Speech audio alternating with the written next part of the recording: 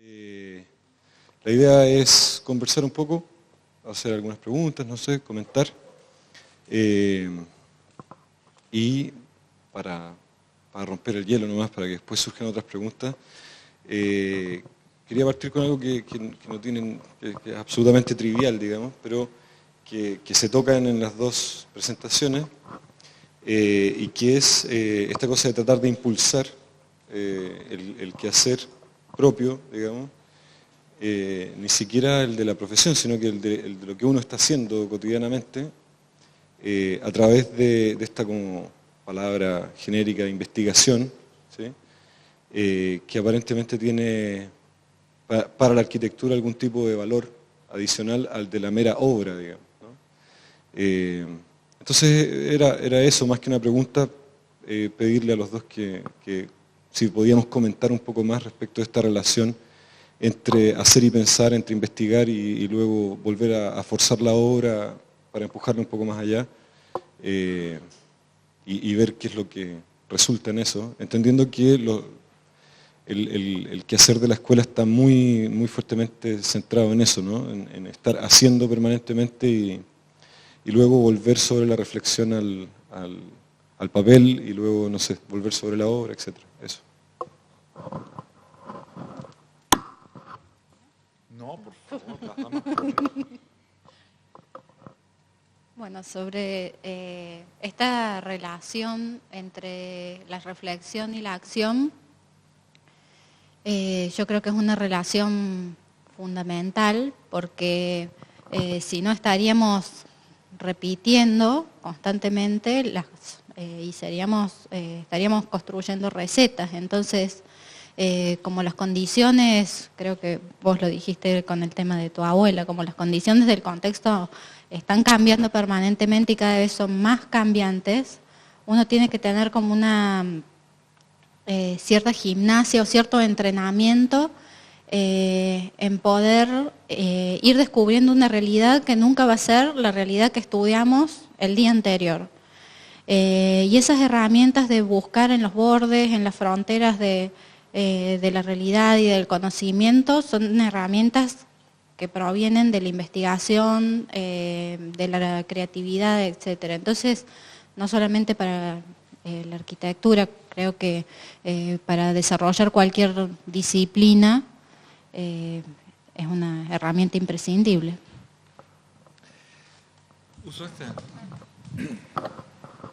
Yo creo, a ver, en primer lugar creo que el conocimiento es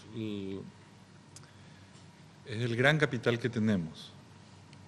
Creo que cuando descubrimos que el conocimiento cambiaba nuestra vida, nos juntamos, el que sabía algo de poesía, el que sabía algo de pintura, el que sabía algo de matemática, el que sabía algo de animales, etcétera, etcétera, y se juntó la universalidad del conocimiento, y esa universalidad del conocimiento se juntó, digamos, para tres acciones que eran importantísimas.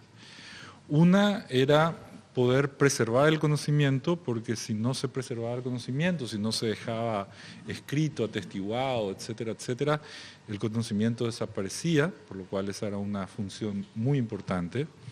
La segunda función, que era la de difundir el conocimiento, contarnos unos a otros, leyes que de repente para una disciplina podían fortalecer y enriquecer otra, era uno de los mandatos iniciales fuertes de la universidad. Y la tercera era producir conocimiento nuevo, porque eso era lo que completaba el compromiso con el conocimiento, de otra manera no había. Y esto fue así y se mantuvo así durante mucho tiempo hasta que el señor Napoleón dijo que los seres humanos, luego de la revolución, los ciudadanos eran iguales en cualquier parte. Entonces un ciudadano de Lyon o un ciudadano de París tenían la misma condición y debían ser tratados en caso de una enfermedad por un médico que supiese exactamente lo mismo, porque si no habría discriminación, marginación, etc. Entonces, a partir de ese momento, la universalidad de compromiso con el conocimiento se divide en haceres disciplinarios y la universidad se autoasigna el rol de preservar el conocimiento y difundir el conocimiento, pero la producción de nuevo conocimiento es radiado fuera, va a parar a los institutos. Entonces, solamente una vez que el conocimiento nuevo es aprobado, testeado, etcétera, etcétera, la universidad lo incorpora, lo integra a su acervo y a partir de ahí lo comunica, lo transfiere, etcétera. Y eso hace que una clase desde esa época empiece con el profesor, el que tiene la fe, el que sabe, el que puede profesar. Arranca la clase con una lectio, de tal manera a que el alumno, el alumni, el que no tiene luz, pueda recibir la iluminación de la fe, y a partir de esa primera lectio comienza a aproximarse al objeto de conocimiento. Luego sigue una disputatio que habla el profesor con el alumno hasta dónde se puede aplicar ese concepto, etcétera, etcétera. Y llega al momento final, el culmine, que es la recitatio, que es cuando el alumno le demuestra al profesor, el sin luz, al que detenta la fe y el conocimiento, qué tanto puede repetir exactamente aquello que le fue dado como legado. Y eso se mantiene en muchas universidades hasta hoy. El problema es que para producir conocimiento, para preservar el conocimiento, es mejor tener una biblioteca y despedir a todos los profesores, porque en la biblioteca está el maestro que te va a repetir 1000 veces, millones de veces si le pedís la materia de tu interés hasta que vos lo entiendas, lo aprecies, lo integres. Y para eso una universidad no es necesaria. Para difundir el nuevo conocimiento, bastaría con tener internet, buena internet, y ya es suficiente, porque ¿por qué yo tengo que esperar que el profesor lea una materia nueva para darme una versión refritada de lo que él entiende que es, si él y yo llegamos a al mismo objeto de conocimiento al mismo tiempo y los dos podemos hacer el mismo análisis? ¿Por qué yo tengo que esperar que él me diga cómo tengo que pensar, etcétera, etcétera? Así que para preservar el conocimiento, una buena biblioteca y fuera todos los profesores, para difundir el nuevo conocimiento, una buena internet y a cerrar todas las universidades. Pero las universidades son magníficas si en las universidades se produce conocimiento y si en las universidades no hay profesores, sino hay mentores, gente que sea capaz de hacer y de estimular los procesos de aprendizaje para producir nuevo conocimiento, porque es la gente joven la que puede producir nuevo conocimiento, y detrás de producir este nuevo conocimiento, preservarlo y difundirlo, y ahí volvemos a cerrar el ciclo. Si no lo hacemos así, las universidades y nuestro trabajo, etcétera, etcétera, no tienen ningún... Si nosotros dentro de nuestra oficina pensamos que somos unos genios y que hacemos todo lo que hacemos porque somos brillantes y ponemos los ladrillos así, así y asado, y no nos interesa difundir, hacer llegar al otro, compartir, etcétera, somos unos idiotas, porque nadie se salva solo. Y nosotros... Si la definición del ser humano en los años 50 pasaba por la definición del ser en sí mismo, hoy nosotros sabemos que el mínimo humano es 2. Yo, si no entiendo que soy el otro, como mínimo un otro, yo me hominidizo, me vuelvo un mono, me vuelvo animal, me dejo... En la medida en que me entiendo, me sé en el otro, soy el otro, empiezo a ser un ser humano. Entonces mi quehacer tiene la voluntad de hacer mejor mi vida, que es hacer mejor la vida del otro. Y haciendo mejor la vida del otro es que hago y logro hacer mejor mi vida. Entonces, lógicamente, si lo que yo quiero es vivir mejor y estar mejor, necesito poder administrar desde mi inteligencia, con la generosidad de todos los maestros que ya me han mostrado el camino, que ya me han dicho qué han hecho y cómo lo han hecho, etcétera, etcétera. No en un quehacer académico, sino en el entendimiento que somos capaces de enfrentar problemáticas y superarlas, que es la historia de la humanidad. Es así recién como nuestro quehacer tiene sentido, es vinculante con la sociedad y construye por sobre todo una sociedad y luego una manera de hacer edificios y casas y ciudades, etcétera, etcétera, porque lo que necesitamos es llegar a estos entendimientos de ser el otro, de sernos en el otro, de entender que estamos hechos de parte de los otros, aquella que nos interesó, nos pareció importante, etcétera, y nos constituye. De tal manera que no puede haber una otra instancia desde nuestro punto de vista de crecimiento y de estímulo que no pase por el presupuesto de aproximarnos a la producción de conocimiento desde la investigación y acercarnos a ese hacer lo que no sabemos hacer para que aprendiendo nuevas posibilidades ahí, seamos capaces de crecer con los otros y sea interesante vincularnos con el otro. De otra manera, lo que hace la disciplina es prevalecer privilegios, ¿verdad?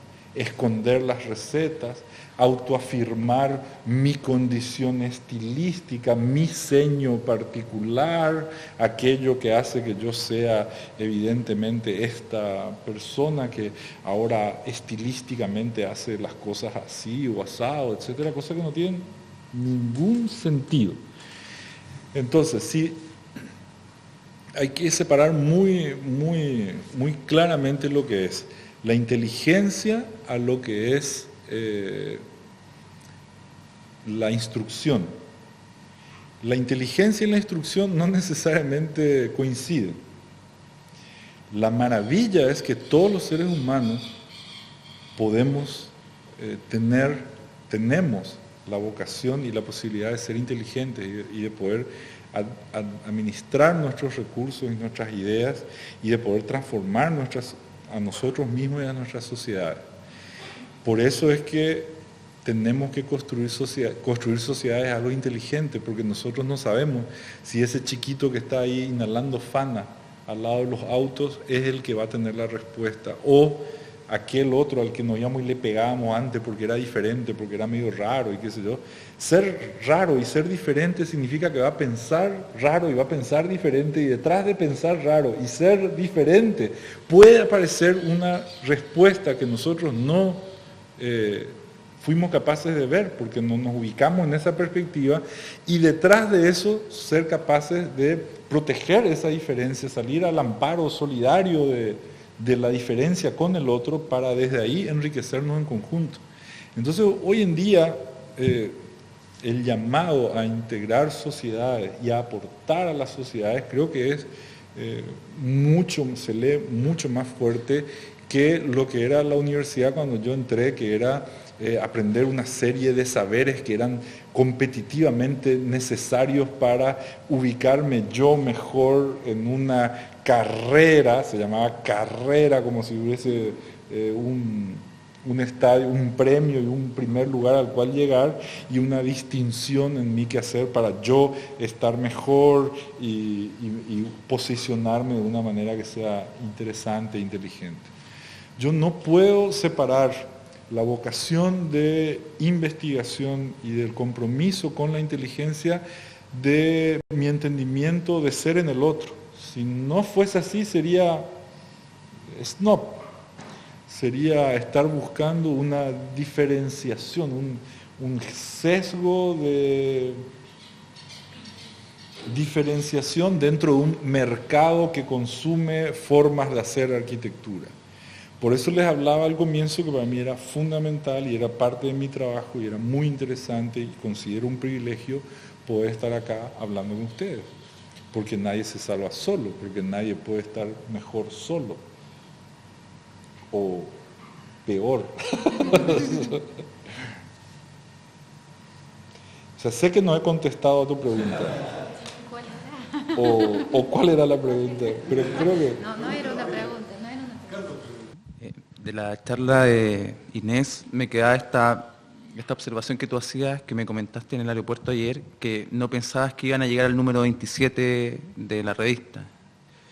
Y lo de Solano, me parece que el final de la charla muestra 4 Vigas, que fue una de las primeras obras, entiendo. Temporalmente, la que acometiste en tu inicio, no al final.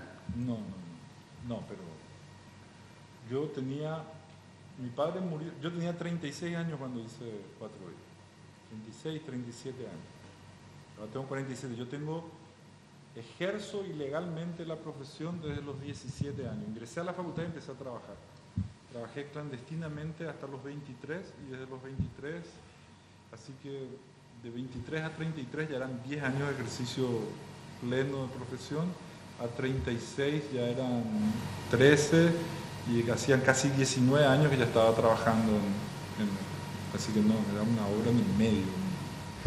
No, da un poco igual. El punto de la asociación con la otra observación es cómo el despacho de usted ha crecido en el tiempo, ha subsistido y está, entiendo, tomando encargos de una no solo dimensión, envergadura mayor, sino que están trabajando fuera de Paraguay en algunas iniciativas, con la Teletón o lo que sea. Entonces la pregunta era cómo hacer sustentable una práctica creativa de un ámbito creativo. Esa frase que dice que para un viaje de exploración use un barco de poco calado, ¿cierto? ¿Cómo deciden el tamaño del buque, en el sentido que el tamaño que uno decide de la inversión de tiempo, de dinero, de inteligencia, ¿cierto?, de gente, muchas veces amarra y condiciona las respuestas? ¿Cómo mantienen ese grado de autonomía mínimo que permite, por un lado, dialogar con una realidad, con su contingencia, pero que, por otro lado, también permite explorar temas de interés intelectual personal? ¿Cómo se maneja esa relación de crecimiento, hasta dónde se crece para mantener posible esa investigación en el tiempo y llegar al número 27, o también estar trabajando en estos proyectos con programas mayores fuera del país y eso?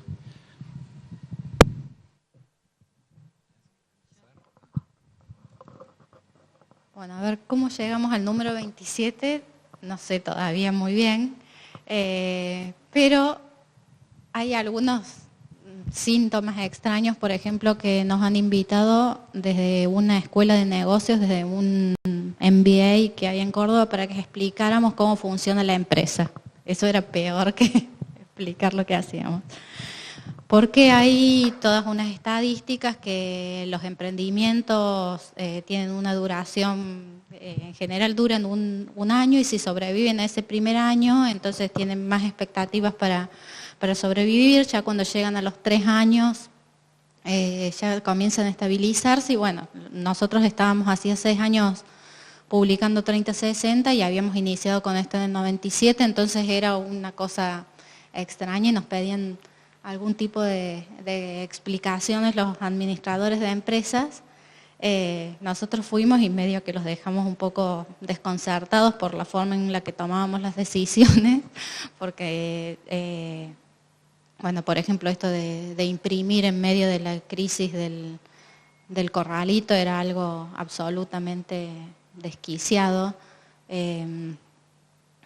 Había otro, nosotros nos iniciamos pensando en qué lindo que es publicar, me encanta la arquitectura, esto nos da la posibilidad de ver buena arquitectura, de leer, de compartir con gente, y no teníamos, pero para nada, conciencia de un montón de temas empresariales para los cuales no estábamos formados en absoluto, ¿no? En la facultad no nos habían formado, y particularmente también veníamos de familias como muy académicas donde tampoco se hablaban de estos temas, entonces éramos absolutamente ajenos al tema de la empresa.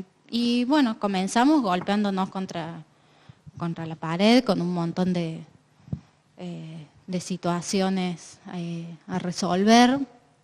y fuimos aprendiendo, pero después también nos dimos cuenta que casualmente había gente que había estudiado sobre estos temas, que eran administradores de empresas, especialistas en marketing, etcétera, y así fuimos haciendo una formación paralela en todas estas cosas. Es decir que seguimos estudiando, hemos hecho cursos de gestión empresarial, de ventas, de marketing, de recursos humanos, de todas estas cosas, no porque uno quiera hacerlo igual, sino para poder entender cómo se mueven ellos y uno poder accionar, porque uno está constantemente accionando con otras empresas, estamos accionando con las tarjetas de crédito, con las empresas de logística, con las imprentas, etcétera. Entonces, uno de los temas para lograr la subsistencia es entender cuáles son los mecanismos del mercado y después uno poder inventarle todas las alternativas que quiera, saltear las cosas o tomar decisiones, decir, bueno, voy a evitar hacer esto y obtengo menor ganancia, pero ya son decisiones personales basadas en cierto conocimiento, ya se pueden empezar a tomar estrategias sobre la empresa que al principio no las podíamos tomar, íbamos haciendo y nos iban pasando cosas. Al principio, recién les contaba que la primera publicación, la recuperación de la inversión fue en 2 años. Y ahora, hemos ido mejorando y ya vamos recuperando la inversión más rápidamente, ¿no? O sea, cálculos de costos, todas estas cosas, tuvimos que financiar. ¿Qué? ¿Cuánto pagan a los arquitectos ahora por publicar? ¿Querés mandarnos cosas? ¿Van a comprar? Bueno, también eso es otra cosa. Por ejemplo, nosotros trabajamos con límites muy estrechos. No sacamos grandes ganancias porque una de las cosas principales es que queremos llegar a la mayor cantidad de gente y obviamente la mayor cantidad de gente son los estudiantes. Así que siempre estábamos manejando el control de los costos